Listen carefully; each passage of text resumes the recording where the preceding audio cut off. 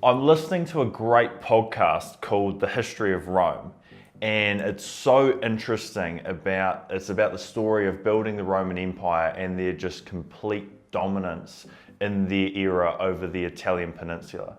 And one of the most interesting things I found was just the systems they had to win.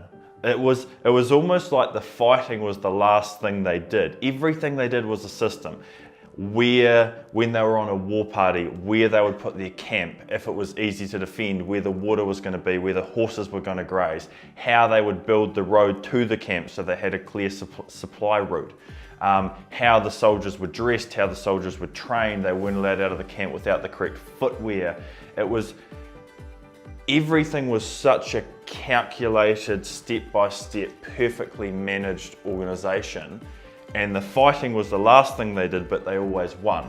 Now, it's exactly the same in business. The only reason we are dominant currently in the construction space is behind the scenes. We've got checklists on checklists on checklists, how we buy land, how we design a project, how we cost it, how we tender it, how we pick a subcontractor, how we pick a material, how we sell a house to the customer, how we then manage that customer.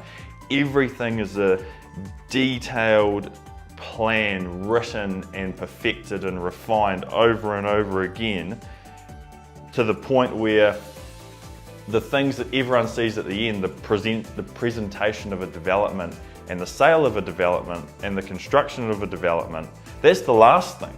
We've done so many sharpening of the axe. It's horrendous English. We've done so much sharpening of the axe beforehand that last bit's so easy. So the lesson from this is, do not mock systems and checklists, because they make such a powerful business.